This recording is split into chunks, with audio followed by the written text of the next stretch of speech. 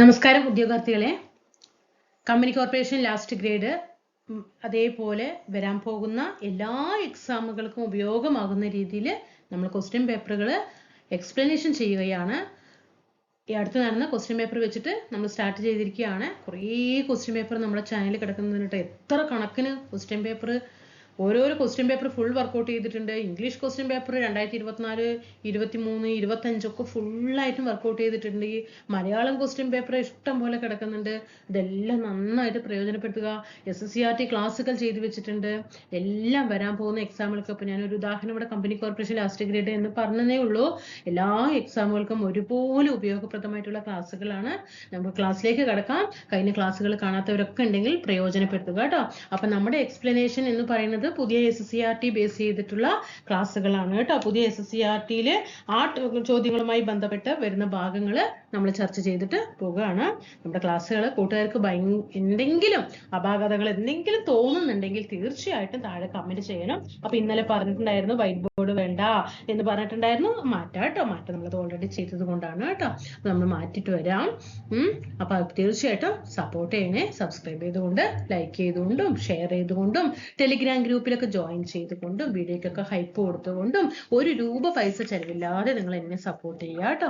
നമുക്ക് ക്ലാസ്സിലേക്ക് കടക്കാം. വരിക വരിക സഹചരെ, സഹന സമര സമയമായി. ഈ സമരഗാനം ഏത് സമരവുമായി ബന്ധപ്പെട്ടതാണ്? ഏതാണ്? ആരാണ് ഈ വരികൾ എഴുതിയത്, പാടിയത് ആരാണ്? അംഷി നാരായണ പിള്ളയാണ് അല്ലെ. അംഷി നാരായണ പിള്ള. ഇതും ഒരു ചോദ്യമാണ്. പുതിയതായിട്ട് വന്ന കൂട്ടുകാരൊക്കെ പഠിക്കണം കേട്ടോ. അംഷി നാരായണ പിള്ള. അപ്പൊ ഏത് സമരഗാനവുമായി ബന്ധപ്പെട്ടതാണ്?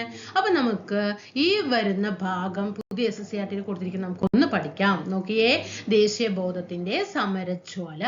വരിക വരിക സഹചരെ, സഹന സമര സമയമായി. കരളുറച്ച് കൈകൾ കോർത്ത് കാൽനടയ്ക്ക് പോകണം. ബ്രിട്ടനെ വിരട്ടുവിൻ, ചട്ടമൊക്കെ മാറ്റുവിൻ. ദുഷ്ടനീതി വിഷ്ടപത്തിലൊട്ടുമേ നിലച്ചിടാം. ഉപ്പ് നാം കുറുക്കണം, ആരു വന്നെതിർക്കിലും അല്പവും കൊടുത്തിടാതെ കോപിയാതെ നിൽക്കണം.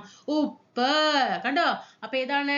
1930 ഉപ്പ് സത്യാഗ്രഹത്തിന്റെ ഭാഗമായി നടന്ന ജാഥയിൽ ആലപിക്കാൻ അംഷി നാരായണ പിള്ള എഴുതിയ വരികളാണ്.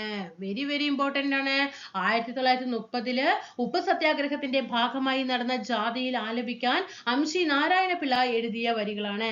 സത്യാഗ്രഹ സമരത്തിന്റെ രീതികൾ ഏതൊക്കെയാണെന്ന് വരികളിൽ നിന്ന് കണ്ടെത്താൻ പറ്റുമോ എന്ന് ചോദിക്കുകയാണ് അല്ലെ. കാൽനടയ്ക്ക് കൈകൾ കോർത്തുകൊണ്ട് അല്ലെ, കരൾ ഉറച്ചുകൊണ്ട് കൈകൾ കോർത്തുകൊണ്ട് കാൽനടയായിട്ട് പോണം അല്ലെ. ബ്രിട്ടനെ വിരട്ടണം അല്ലെ. അവരുടെ ചട്ടങ്ങളൊക്കെ മാറ്റണം അല്ലെ. അവരുടെ ദുഷ്ടനീതിയെ മാറ്റണം. നമ്മൾ ഉപ്പ് കുറുക്കണം, അവർ വന്നാൽ എതിർക്കണം അല്ലെ. എന്താണ്? ഉപ്പ് അവർക്ക് ഒരു എന്താണ്? അല്പവും കൊടുത്തിടാതെ കോപിയാതെ നിൽക്കണം അല്ലെ. അങ്ങനെയൊക്കെയാണ് ഇവരുടെ സത്യാഗ്രഹ സമരത്തിന്റെ രീതികൾ എന്ന് നമുക്ക് ഈ വരികളിൽ നിന്ന് മനസ്സിലാക്കാനായിട്ട് സാധിക്കും. സത്യാഗ്രഹങ്ങൾ ഗാനമാലപിച്ചും മുദ്രാവാക്യം മുഴക്കിയും പയ്യന്നൂർ കടപ്പുറത്തേക്ക് ജാഥയായി നീങ്ങി. അപ്പൊ കേരളത്തിൽ ഉപ്പ് സത്യാഗ്രഹത്തിന്റെ കേന്ദ്രം എന്ന് പറയുന്നത് എവിടെയാണ്? പ്രീവിയസ് ക്വസ്റ്റ്യൻ ആണ്. കേരളത്തിൽ ഉപ്പ് സത്യാഗ്രഹത്തിന്റെ കേന്ദ്രം പയ്യന്നൂരാണ്. വഴിനീളെ ആയിരക്കണക്കിന് ജനങ്ങൾ അവർക്ക് സ്വീകരണം നൽകി. കേരളത്തിൽ ദേശീയ പ്രസ്ഥാനം എത്രമാത്രം ഊർജ്ജസ്വലമായിരുന്നു എന്ന് നമുക്ക് ഇതിൽ നിന്ന് മനസ്സിലാക്കാനായിട്ട് സാധിക്കും. കേരളത്തിൽ ദേശീയ പ്രസ്ഥാനത്തിന്റെ വളർച്ച മലബാറിലും കൊച്ചിയിലും തിരുവിതാംകൂറിലും ഒക്കെ നമുക്ക് എന്ത് ചെയ്യേണ്ടത്? പഠിക്കാനുണ്ട് അല്ലെ. മലബാറിൽ എങ്ങനെയായിരുന്നു, തിരുവിതാംകൂറിൽ എങ്ങനെയായിരുന്നു, കൊച്ചിയിൽ എങ്ങനെയായിരുന്നു എന്നൊക്കെ നമുക്ക് പഠിക്കാനുണ്ട് അല്ലെ. അപ്പൊ ഇത് മനസ്സിലായല്ലോ ഈ വരികൾ എന്ന് പറയുന്നത്. അതേപോലെ നമുക്ക് ആ ക്വസ്റ്റ്യനിൽ ഒരു ഓപ്ഷൻ ഉണ്ടായിരുന്നു, ഗുരുവായൂർ സത്യാഗ്രഹം അല്ലെ. നോക്കിക്കേ, പുതിയ SSCRTയിലൊക്കെ കൊടുത്തിരിക്കുന്നത്, നേരത്തെ തന്നതും പുതിയ SSCRT ആണ്. ഗുരുവായൂർ സത്യാഗ്രഹത്തെ കുറിച്ചിട്ട് നമ്മുടെ പുതിയ SSCRTയിൽ കിടക്കുന്നത്, ഹിന്ദു മതത്തിലെ എല്ലാ വിഭാഗം ജനങ്ങൾക്കും ഗുരുവായൂർ ക്ഷേത്രത്തിൽ പ്രവേശനം അനുവദിക്കണം എന്ന് ആവശ്യപ്പെട്ടിട്ട് നടന്ന പ്രക്ഷോഭമാണ് ഗുരുവായൂർ സത്യാഗ്രഹം. അപ്പോ വൈക്കം സത്യാഗ്രഹവും ഗുരുവായൂർ സത്യാഗ്രഹവും നമ്മൾ രണ്ടും രണ്ടാണ് എന്ന് പഠിക്കണം. വൈക്കം സത്യാഗ്രഹം എന്ന് പറയുമ്പോൾ വൈക്കം ക്ഷേത്രത്തിന് പരിസരത്തു കൂടെ നടക്കാൻ വേണ്ടിയിട്ടാണ് അവർണ ജാതിക്കാർക്ക് അല്ലെ വൈക്കം. എന്നാൽ ഗുരുവായൂർ സത്യാഗ്രഹം എന്ന് പറയുന്നത് ഗുരുവായൂർ ക്ഷേത്രത്തിനകത്തേക്ക് പ്രവേശിക്കുന്നതിന് വേണ്ടിയിട്ട് നടന്ന പ്രക്ഷോഭമാണ് ഗുരുവായൂർ സത്യാഗ്രഹം. കേളപ്പൻ, മന്നത്ത് പത്മനാഭൻ എന്നിവരുടെ നേതൃത്വത്തിൽ കമ്മിറ്റി രൂപീകരിച്ചുകൊണ്ട് 1931 നവംബർ മാസം 1-ാം തീയതിയാണ് സത്യാഗ്രഹം ആരംഭിക്കുന്നത്. ഗുരുവായൂർ സത്യാഗ്രഹം ആരംഭിക്കുന്നത് 1931 നവംബർ 1. ഓക്കെ, 31 അല്ലേ, നവംബർ 1 ആരൊക്കെയാണ്? കെ കേളപ്പനും മന്നത്ത് പത്മനാഭൻ എന്നിവരുടെ നേതൃത്വത്തിൽ കമ്മിറ്റി രൂപീകരിച്ചുകൊണ്ട് സത്യാഗ്രഹം ആരംഭിക്കുന്നത്. സമര പരിപാടികൾ ശക്തമായപ്പോൾ അധികാരികൾക്ക് 1 മാസത്തോളം ക്ഷേത്രം അടച്ചിടേണ്ടി വന്നു അല്ലേ. ഗുരുവായൂർ സത്യാഗ്രഹം അങ്ങോട്ട് ശക്തമായി. അപ്പോ ഗുരുവായൂർ ക്ഷേത്രത്തിലെ അധികാരികൾ എന്ത് ചെയ്തു? ക്ഷേത്രം അടച്ചിടേണ്ടി വന്നു. കാരണം സമരം ശക്തമാണ്.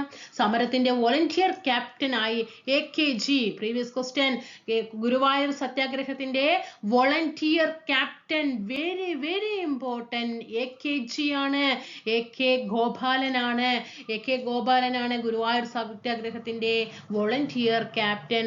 P കൃഷ്ണപിള്ളയെയും സത്യാഗ്രഹത്തെ എതിർത്തവർ ക്രൂരമായി മർദ്ദിച്ചു. കെ കേളപ്പൻ ക്ഷേത്രത്തിന് മുന്നിൽ മരണം വരെ ഉപവാസം തുടങ്ങിയതോടെ അനേകം ആളുകളാണ് ഇതിന് പിന്തുണയുമായിട്ട് നാനാദേശങ്ങളിൽ നിന്നും എത്തിയത്. അപ്പൊ ഗുരുവായൂർ സത്യാഗ്രഹത്തിന്റെ നേതാവ് ആരെന്ന് ചോദിച്ചാൽ കെ കേളപ്പൻ തന്നെയാണ്.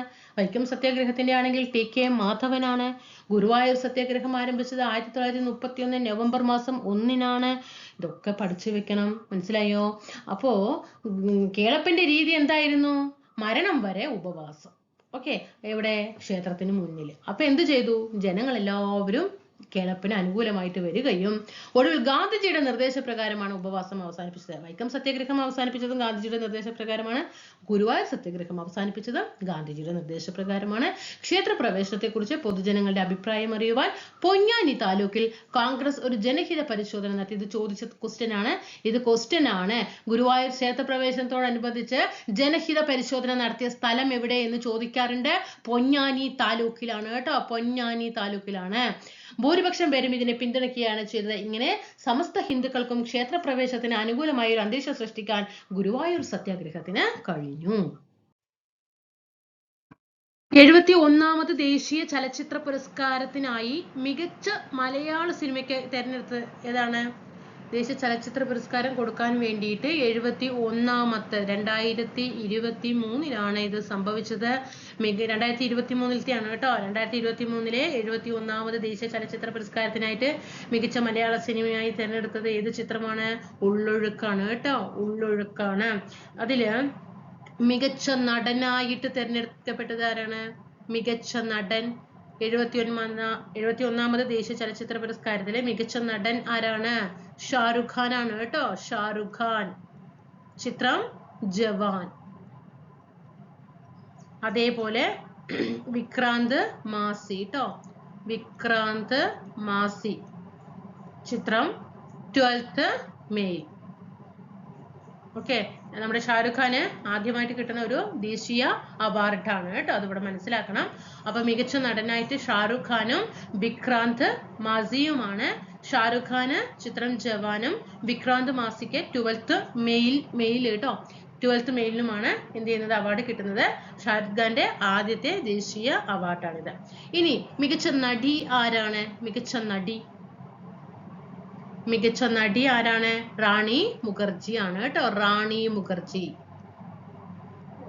റാണി മുഖർജിക്ക് ഏതാണ് സിനിമ? മിസ്സിസ് ചാറ്റർജി, മുഖർജി ചാറ്റർജി എന്ന് ഓർക്കുക കേട്ടോ. Mrs Chatterjee versus Norway. Okay, Rani Mukherjee. ഇനി മികച്ച ചിത്രം ഏതാണ്? ദേശീയ തലത്തിൽ മികച്ച ചിത്രം നേടിയത് ഏതാണ്? 12th ഫെയിൽ ട്ടോ, 12th ഫെയിൽ ട്ടോ, ഫെയിലാണ്. 12th ഫെയിലാണ് എന്ത് ചെയ്യുന്നത്? മികച്ച ചിത്രമായിട്ട് ഇതാക്കുന്നത്. അത് സംവിധാനം ചെയ്തത് വിധു വിനോദ് ചോപ്ര ട്ടോ, വിധു വിനോദ് ചോപ്ര. ഓക്കെ, അപ്പൊ മികച്ച നടൻ ഷാരൂഖ് ഖാനും വിക്രാന്ത് മാസിയും, മികച്ച നടി റാണി മുഖർജി, മികച്ച ചിത്രം 12th ഫെയില് വിധു വിനോദ് ചോപ്ര സംവിധാനം ചെയ്തത് കേട്ടോ. ഇനി മികച്ച സഹനടൻ ആരാണ്? മികച്ച സഹനടൻ വിജയരാഘവനാണ് കേട്ടോ, വിജയരാഘവൻ. ചിത്രം ഏതാണ്? പൂക്കാലം ട്ടോ, ചിത്രം പൂക്കാലം. അതേപോലെ സഹനടനായിട്ട് സോമു ഭാസ്കർ കേട്ടോ, സോമു ഭാസ്കർ. ചിലപ്പോൾ ചോദ്യം വരും, 71ാമത് ദേശീയ ചലച്ചിത്ര പുരസ്കാരത്തിൽ വിജയരാഘവനോടൊപ്പം അവാർഡ് പങ്കിട്ടത് ആരെ എന്ന് ചോദിക്കും. അപ്പൊ ആരാണ്? സോമു ഭാസ്കർ ആണ് കേട്ടോ. ചിത്രം പാർക്കിംഗ്, തമിഴ് ചിത്രമാണ് പാർക്കിംഗ്. അടുത്തത് മികച്ച സഹനടി ആരായിരുന്നു? മികച്ച സഹനടി ഉർവശിയാണ്. ഉർവശിക്ക് ഏത് സിനിമയ്ക്കാണ്? ഉള്ളൊഴുക്കിനാണ് കേട്ടോ കിട്ടിയത്, ഉള്ളൊഴുക്ക്. അതുപോലെ കൂടെ അവാർഡ് പങ്കിട്ടത് ജാൻകി ബോഡി ബാല, ജാൻകി ബോഡി ബാലയുമാണ് കേട്ടോ. ഇനി മികച്ച ജനപ്രിയ ചിത്രം ഏതായിരുന്നു? മികച്ച ജനപ്രിയ ചിത്രം കേട്ടോ, മികച്ച ജനപ്രിയ ചിത്രം ഓർമ്മയുണ്ടോ? പഠിച്ചു വെച്ചതൊക്കെ ഒന്ന് റിവിഷൻ ചെയ്യാട്ടോ. ഏതാണ്? റോക്കി और रानी की प्रेम कहानी, रॉकी और रानी की प्रेम कहानी ഹിന്ദി സിനിമയാണ്. ഓക്കെ. മികച്ച സംവിധായകൻ ആരാണ്? സുദീപ്തോ സെൻ ആണ് കേട്ടോ. മികച്ച സംവിധായകൻ സുദീപ്തോ സെൻ ആണ്. മികച്ച മലയാള ചിത്രം ഏതാണ് ഇപ്പൊ നമ്മൾ പഠിച്ചത്? ഉള്ളൊഴുക്ക് കേട്ടോ. മികച്ച മലയാള ചലച്ചിത്രം ഉള്ളൊഴുക്കിനാണ് കിട്ടിയത്. മികച്ച തിരക്കഥ സായ് രാജേഷ് നീലത്തിനാണ്. സായ്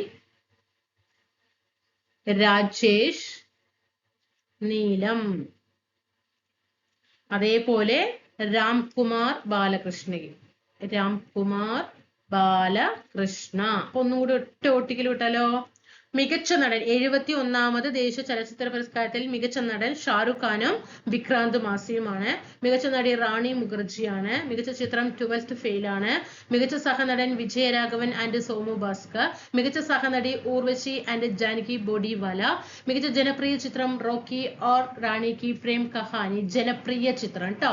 മികച്ച മലയാള ചിത്രം ഉള്ളൊഴുക്ക്. മികച്ച തിരക്കഥ സായി രാജേഷ് നീലത്തിനും രാംകുമാർ ബാലകൃഷ്ണയ്ക്കുമാണ്. 2025 ഫിഡെ വനിതാ ചെസ് ലോകകപ്പ് കിരീടം നേടിയത് ആരാണ്? 2025 ഫിഡെ വനിതാ ചെസ് ലോകകപ്പ് കിരീടം നേടിയത് ദിവ്യ ദേശ്മുഖ് ആണ് കേട്ടോ. ദിവ്യ ദേശ്മുഖ്. ഈ ഫിഡെ എന്ന് പറയുമ്പോൾ അതിന്റെ ഫുൾ ഫോം എന്താണ് വരിക? ഫെഡറേഷൻ ഇന്റർനാഷണൽ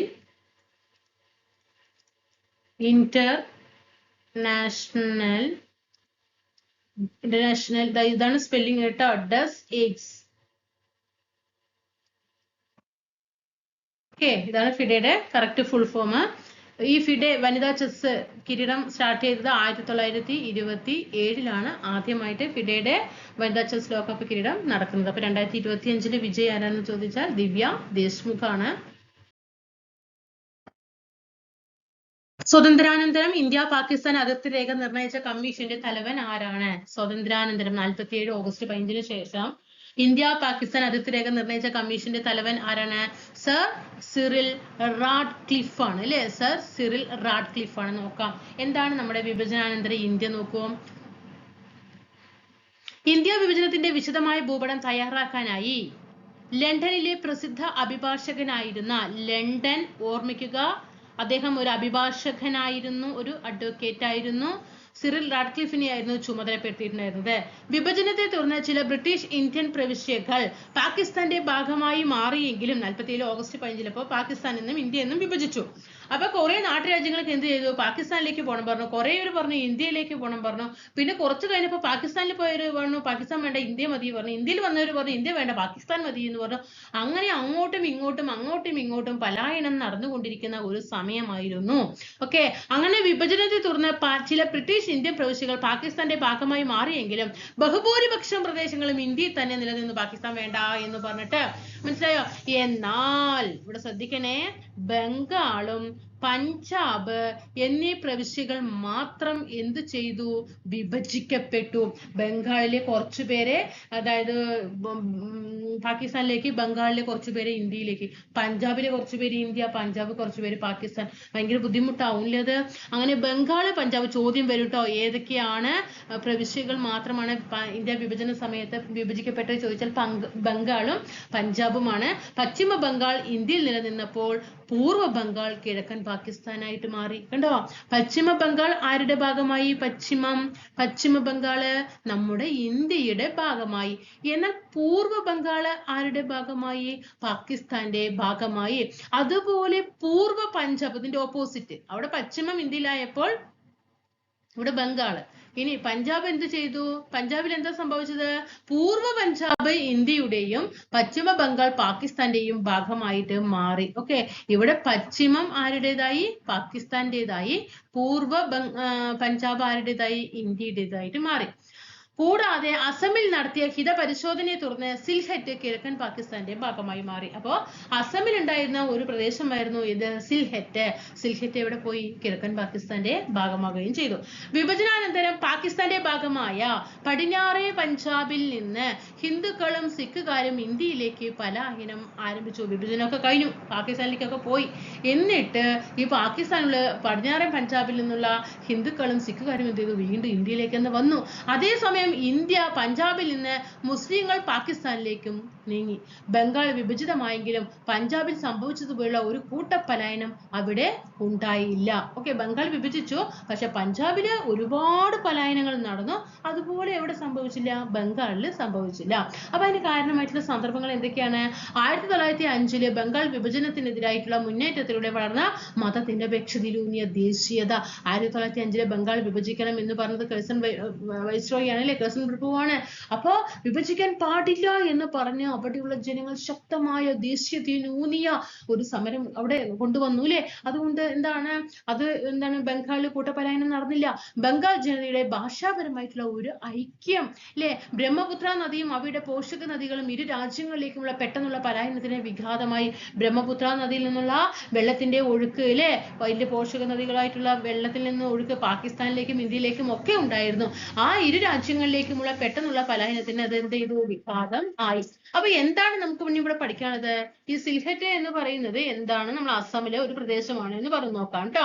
ബ്രിട്ടീഷ് ഭരണകാലത്ത് അസം പ്രവിശ്യയുടെ ഭാഗമായിരുന്ന സിൽഹറ്റ് 1947 മൗണ്ട് ബാറ്റൺ പദ്ധതി പഞ്ചാബിനെയും ബംഗാളിനെയും വിഭജിക്കുന്നതോടൊപ്പം സിൽഹറ്റിൽ ഹിതപരിശോധന നടത്തുവാൻ ശുപാർശ ചെയ്യുകയും ചെയ്തു. അപ്പൊ 1947 മൗണ്ട് ബാറ്റൺ പദ്ധതി പ്രകാരം എന്ത് ചെയ്തിട്ടുണ്ടായിരുന്നു? പശ്ചിമ ബംഗാളും ബംഗാളും പഞ്ചാബും വിഭജിച്ചു എന്നൊക്കെ പറഞ്ഞിട്ട് നമ്മള് കൂട്ടപലായനങ്ങളൊക്കെ നടന്നു. കിഴക്കൻ പഞ്ചാബും കിഴക്കൻ പൂർവ്വ ബംഗാളും പശ്ചിമ ബംഗാളും കിഴക്കൻ പഞ്ചാബും പശ്ചിമ പഞ്ചാബും പൂർവ്വ പഞ്ചാബും ഒക്കെ ഉണ്ടായിരുന്നു നമ്മൾ പഠിച്ചു അല്ലെ. അതേപോലെ അസമിലെ ഒരു പ്രദേശമായിരുന്നു ഇത് സിൽഹറ്റ്. ആ സിൽഹറ്റിനെ ഹിതപരിശോധന നടത്തുവാൻ ശുപാർശ ചെയ്തിട്ടുണ്ടായിരുന്നു. തുടർന്ന് നടന്ന ഹിതപരിശോധനയുടെ ഭാഗമായി സിൽഹറ്റിലെ ഭൂരിഭാഗം പ്രദേശങ്ങളും കിഴക്കൻ പാകിസ്ഥാനിൽ ചേരുന്നതിന് അനുകൂലമായിട്ടുള്ള നടപടി സ്വീകരിച്ചു. അപ്പോ സിൽഹറ്റ് പ്രദേശക്കാർ എന്താ പറഞ്ഞത്? ഞങ്ങൾക്ക് കിഴക്കൻ പാകിസ്ഥാൻ മതി എന്ന് പറഞ്ഞ് അതിനനുകൂലമായ തീരുമാനങ്ങൾ എടുക്കുകയും സിൽഹറ്റിലെ കരിംഗഞ്ച് പ്രദേശം മാത്രമാണ് അസം പ്രവിശ്യയുടെ ഭാഗമായി ഇന്ത്യയോടൊപ്പം നിലനിന്നിരുന്നത്. അപ്പോ ഇന്ത്യയിലെ ഭാഗമായിട്ടുള്ള അസമിന്റെ പ്രദേശം ഏതാണ്? കരിംഗഞ്ച് കേട്ടോ. സിൽഹറ്റ് അസം പ്രവിശ്യയുടെ ഭാഗമായിട്ടുള്ള സിൽഹറ്റ് എന്ന് പറയുന്നത് കിഴക്കൻ പാകിസ്ഥാനിൽ ചേർന്നു.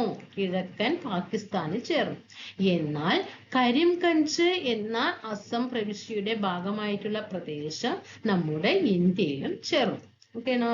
ഇന്ത്യയുടെ സ്വതന്ത്ര പ്രാപ്തിയെ ചരിത്രത്തിലെ ഏറ്റവും വലിയ ബന്ധം വിടർത്തൽ എന്നായിരുന്നു അന്നത്തെ പ്രമുഖ ദിനപത്രമായ മാഞ്ചസ്റ്റർ ഗാർഡിയൻ വിശേഷിപ്പിച്ചത്. ചോദ്യം വരും, ഇന്ത്യയുടെ സ്വതന്ത്ര പ്രാപ്തിയെ ചരിത്രത്തിലെ ഏറ്റവും വലിയ ബന്ധം വിടർത്തൽ എന്ന് വിശേഷിപ്പിച്ച ദിനപത്രം ഏതെന്ന് ചോദിച്ചാൽ മാഞ്ചസ്റ്റർ ഗാർഡിയൻ ആണ്.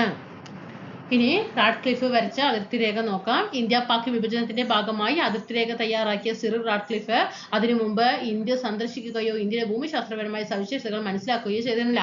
ഇദ്ദേഹം ഒരു ലണ്ടൻകാരനായിരുന്നു, ഒരു അഭിഭാഷകനായിരുന്നു എന്നൊക്കെ നമ്മൾ പഠിച്ചു. ഒരു ഇന്ത്യ വിഭജിക്കുന്ന സമയത്ത് അറ്റ്ലീസ്റ്റ് ഒരു പ്രാവശ്യമെങ്കിലും ആ രാജ്യം ഒന്ന് സന്ദർശിച്ച വ്യക്തി ആയിരിക്കണം അല്ലെ.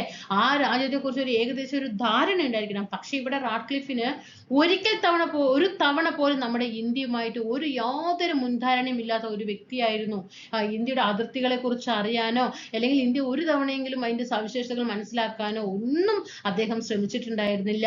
മുൻധാരണയുമില്ലാതെ വെറും 5 ആഴ്ച കൊണ്ടാണ് അദ്ദേഹം എന്ത് ചെയ്തത്? ഇന്ത്യ പാകിസ്ഥാനെ വിഭജിച്ച് എന്ത് ചെയ്തത്? അതിർത്തി രേഖ നിർണയിച്ചത് വെറും 5 ആഴ്ച കൊണ്ടാണ്. ഇനി ഇന്ത്യൻ നാട്ടുരാജ്യങ്ങളുടെ സംയോജനം വഴി ഇന്ത്യൻ യൂണിയൻ കെട്ടിപ്പടുത്താൻ സംഭാവന നൽകിയ സ്വതന്ത്ര സമര സേനാനി ആരാണ്? ഇന്ത്യൻ നാട്ടുരാജ്യങ്ങളുടെ സംയോജനം വഴി ഇന്ത്യൻ യൂണിയൻ കെട്ടിപ്പടുക്കാൻ സംഭാവന നൽകിയ സ്വതന്ത്ര സമര സേനാനി സർദാർ വല്ലഭായി പട്ടേലാണ്. നോക്കൂ, നാട്ടുരാജ്യങ്ങളുടെ സംയോജനം 1947 ഇന്ത്യ സ്വാതന്ത്ര്യ നിയമപ്രകാരം ഇന്ത്യയിലെ 565 5 നെയ്ത ഇവിടെയും 5 നെയ്ത സെൻട്രൽ ഒരു 6 കേട്ടോ 565 നാട്ടുരാജ്യങ്ങൾക്ക് സ്വതന്ത്ര ഇന്ത്യയിലോ പാകിസ്ഥാനിലോ ചേരുവാനോ സ്വതന്ത്ര രാജ്യങ്ങളെ നിലനിൽക്കാനോ അധികാരം ഉണ്ടായിരുന്നു. ഓക്കെ, അപ്പോ 1947 ഇന്ത്യൻ ഇൻഡിപെൻഡന്റ് ആക്ട് പ്രകാരം എത്ര നാട്ടുരാജ്യങ്ങളാണ് ഉണ്ടായിരുന്നത്? 565 നാട്ടുരാജ്യങ്ങൾ ഉണ്ടായിരുന്നപ്പോ ഈ 565 നാട്ടുരാജ്യങ്ങളോടും പറഞ്ഞിട്ടുണ്ടായിരുന്നത് ഒന്നുമില്ലെങ്കിൽ നിങ്ങൾക്ക് പാകിസ്ഥാനിലേക്ക് പോകാം, അല്ലെങ്കിൽ നിങ്ങൾക്ക് ഇന്ത്യയിലേക്ക് പോകാം, അല്ലെങ്കിൽ നിങ്ങൾക്ക് ഒരു സ്വതന്ത്ര രാഷ്ട്രമായിട്ട് സ്വതന്ത്ര ഒരു രാജ്യമായിട്ട് നിലനിൽക്കാം. ഇതൊരു 3 ഓപ്ഷൻ ഇവർക്ക് കൊടുത്തിട്ടുണ്ടായിരുന്നു. നാട്ടുരാജ്യങ്ങളെ ഇന്ത്യൻ യൂണിയനിൽ ലയിപ്പിക്കുക എന്നത് രാജ്യത്തെ സംബന്ധിച്ചിടത്തോളം ശ്രമകരമായ ഒരു ദൗത്യമായിരുന്നു. ഈ ദൗത്യം വിജയകരമായി പൂർത്തിയാക്കിയത് അന്നത്തെ ആഭ്യന്തരമന്ത്രിയായിരുന്ന സർദാർ വല്ലഭായ് പട്ടേലും സ്റ്റേറ്റ് ഡിപ്പാർട്ട്മെന്റിന്റെ സെക്രട്ടറി ആയിരുന്ന VP മേനോനും നയിച്ച സംഘടനയാണ്. അപ്പൊ അവിടെ ഓപ്ഷൻ ആരായിരുന്നു? വല്ലഭായ് പട്ടേലാണ് കേട്ടോ. അപ്പൊ ഡിപ്പാർട്ട്മെന്റിന്റെ സെക്രട്ടറി ആരായിരുന്നു? VP മേനോനുമായിരുന്നു. ലയന കരാറിൽ ഇൻസ്ട്രുമെന്റ് ഓഫ് അസെഷൻ ലയന കരാർ ശ്രദ്ധിക്കണേ ഒപ്പുവെച്ച ഇന്ത്യൻ യൂണിയനിൽ ചേരാൻ അവർ എല്ലാ നാട്ടുരാജ്യങ്ങളെയും ക്ഷണിച്ചു. അപ്പോൾ നമ്മുടെ സർദാർ വല്ലഭായ് പട്ടേലും VP മേനോനും ഒക്കെ കൂടി ചേർന്നിട്ട് എന്ത് ചെയ്തു? ഈ 565 നാട്ടുരാജ്യങ്ങളോടും പറഞ്ഞു നിങ്ങൾ ഇന്ത്യൻ യൂണിയനിൽ ചേരാൻ അവരെന്ത് ചെയ്തു? ക്ഷണിച്ചു. എന്നാൽ ജുനഗഡ്, കാശ്മീർ, തിരുവിതാംകൂർ, ഹൈദരാബാദ് എന്നീ നാട്ടുരാജ്യങ്ങളിലെ ഭരണാധികാരികൾ ഇന്ത്യൻ യൂണിയനിൽ ചേരാൻ വിസമ്മതിച്ചു. ജുനഗഡ്, കാശ്മീർ, തിരുവിതാംകൂർ, ഹൈദരാബാദ് ഇവരെന്ത് ചെയ്തില്ല? ഇന്ത്യൻ യൂണിയനിൽ ചേരാൻ വിസമ്മതിക്കുകയും ഈ നാട്ടുരാജ്യങ്ങളെ അനുരഞ്ജന ചർച്ചകളിലൂടെയും സൈനിക നടപടികളിലൂടെയുമാണ് ഇന്ത്യൻ യൂണിയൻ ലയിപ്പിച്ചത്. പിന്നീട് ലയിപ്പിച്ചു. എങ്ങനെ? അനുരഞ്ജനമായിട്ടുള്ള ചർച്ചകൾ നടന്നു, സൈനിക നടപടികൾ നടന്നു. അങ്ങനെയാണ് ഇന്ത്യൻ യൂണിയനിൽ എന്ത് ചെയ്തത്? ഈ നാട്ടുരാജ്യങ്ങളെ എല്ലാം യോജിപ്പിച്ചത് കേട്ടോ. ഇന്ത്യൻ യൂണിയനിൽ ചേർക്കപ്പെട്ട നാട്ടുരാജ്യങ്ങളിലെ ഭരണാധികാരികൾക്ക് പ്രിവി പേഴ്സ് അനുവദിച്ചു നൽകി. കണ്ടോ, ഇന്ത്യൻ യൂണിയനിൽ ചേർന്ന എല്ലാ നാട്ടുരാജ്യങ്ങൾക്കും എന്ത് കൊടുത്തു? Privy purse. അങ്ങനെ ഫ്രഞ്ച്, പോർച്ചുഗീസ് അതിർത്തി പ്രദേശങ്ങളുടെ മോചനം നോക്കൂ. 1947 ഇന്ത്യ ബ്രിട്ടീഷുകാരിൽ നിന്ന് സ്വതന്ത്രമായതിനു ശേഷവും രാജ്യത്തെ ചില പ്രദേശങ്ങൾ വിദേശ ശക്തികളായ പോർച്ചുഗീസുകാരുടെയും ഫ്രഞ്ചുകാരുടെയും അധീനതയിലായിരുന്നു. ഇതിനെതിരെ അതത് പ്രദേശങ്ങളിൽ ജനകീയ സമരങ്ങൾ ശക്തമായി. ഇന്ത്യ ഗവൺമെന്റിന്റെ അഭ്യർത്ഥന മാനിച്ച് ഫ്രാൻസ് എന്ത് ചെയ്തു? ഇന്ത്യ ഗവൺമെന്റ് അഭ്യർത്ഥിക്കുകയാണ്. 1954 ഫ്രാൻസിനോട് ഇന്ത്യ വിട്ടുപോകാനായിട്ട് ആവശ്യപ്പെടുകയാണ്. ഫ്രാൻസ് അങ്ങനെ 1954 ഇന്ത്യ വിട്ടുപോകാൻ തയ്യാറായി. പ്രീവിയസ് ക്വസ്റ്റ്യൻ ആണ്. ഫ്രാൻസുകാർ ഇന്ത്യ വിട്ടുപോയ വർഷം ചോദിക്കാറുണ്ട്. 54. തുടർന്ന് പോണ്ടിച്ചേരി, മാഹി, യാനം, കാരക്കൽ, ചന്ദ്രനഗർ എന്നീ ഫ്രഞ്ച് അധിനിവേശ പ്രദേശങ്ങൾ കേന്ദ്ര ഗവൺമെന്റിന്റെ നേരിട്ടുള്ള ഭരണത്തിൽ കീഴിലാവുകയും ചെയ്തു. വെരി ഇമ്പോർട്ടന്റ് ക്വസ്റ്റ്യൻ ആണ്. ഫ്രഞ്ചിന്റെ കീഴിലുണ്ടായിരുന്ന അധിനിവേശ പ്രദേശങ്ങൾ ഏതൊക്കെയെന്ന് എല്ലാ എക്സാമുകൾക്കും ചോദിക്കാറുള്ളതാണ്. ഫ്രഞ്ച് അധിനിവേശ പ്രദേശങ്ങളാണ്. 1 പോണ്ടിച്ചേരി, മാഹി, യാനം, കാരക്കൽ, ചന്ദ്രനഗർ. ഓക്കെ ആണോ? ഇനി പോർച്ചുഗീസുകാർ ഇന്ത്യയിലെ തങ്ങളുടെ അധീനതയിലുണ്ടായിരുന്ന പോർച്ചുഗീസ് അധിനിവേശ പ്രദേശങ്ങൾ ഏതൊക്കെയായിരുന്നു? ഗോവ, ദാമൻ, ദിയു. ഗോവയും ദാമനും ദിയു എന്നീ പ്രദേശങ്ങൾ വിട്ടു നൽകാൻ വിസമ്മതിച്ചു. ഫ്രഞ്ചുകാർ എന്ത് ചെയ്തു? 1954 ഞങ്ങൾ ഇന്ത്യ വിട്ടു പോകുകയാണെന്ന് പറഞ്ഞു. അങ്ങനെ ഇന്ത്യ വിട്ടുപോയി. ഫ്രഞ്ചിന്റെ അധിനിവേശ പ്രദേശങ്ങളായിരുന്ന പോണ്ടിച്ചേരി, മാഹി, യാനും, കാരക്കൽ, ചന്ദ്രനഗറൊക്കെ എവിടേക്ക് വിട്ടുകൊടുത്തു? ഇന്ത്യക്കാർക്ക് വിട്ടുകൊടുത്തിട്ട് പോവുകയും ചെയ്തു.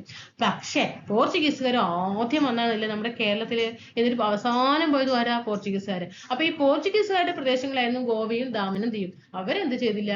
ഈ പ്രദേശങ്ങളൊന്നും ഇന്ത്യക്ക് വിട്ടു നൽകാൻ സമ്മതിച്ചില്ല. അങ്ങനെ 54 ജനകീയ സമരത്തെ തുടർന്നിട്ട് ദാദ്ര നഗർ ഹവേലി പ്രദേശങ്ങളിലെ പോർച്ചുഗീസ് ആധിപത്യം അവസാനിച്ചു. തുടർന്ന് 1961 സൈനിക നടപടിയിലൂടെ, ഇവിടെ ശ്രദ്ധിക്കണേ, പോർച്ചുഗീസ് അധിനിവേശ പ്രദേശങ്ങൾ പിടിച്ചടക്കിയത് എങ്ങനെയാണ്? സൈനിക പ്രീവിയസ് ക്വസ്റ്റ്യൻ ആണ് കേട്ടോ. സൈനിക നടപടിയിലൂടെയാണ് ഗോവയും ദാമനും ദിയു എന്നീ പ്രദേശങ്ങൾ മോചിപ്പിക്കപ്പെടുകയും അവയെ ഇന്ത്യൻ യൂണിയനിൽ ലയിപ്പിക്കുകയും ചെയ്തത്. ഇവിടെ കൊടുത്തിട്ടുണ്ട് പോർച്ചുഗീസ് അധിനിവേശ പ്രദേശങ്ങൾ. നീലിയെ കാണുന്നതൊക്കെ പോർച്ചുഗീസ് അധിനിവേശ പ്രദേശങ്ങളാണ്. ദിയു, ദാമൻ, ദാദ്ര, നഗർ ഹവേലി, ഗോവ. ഇനി ഈ റോസിലേക്ക് നോക്കിക്കേ. ഫ്രഞ്ച് അധിനിവേശ പ്രദേശങ്ങൾ മാഹി, പോണ്ടിച്ചേരി, കാരക്കൽ, യാനം, ചന്ദ്രനഗർ. ഓക്കെ, അപ്പൊ നമ്മള് ഇന്നത്തെ ക്വസ്റ്റ്യൻ വർക്കൗട്ട് കഴിഞ്ഞു. നമുക്ക് ഇനി അടുത്ത ക്വസ്റ്റ്യൻ പേപ്പറിന്റെ ഇതിന്റെ ബാലൻസുമായിട്ട് നമുക്ക് അടുത്ത ക്ലാസ് വരാം. Thank you.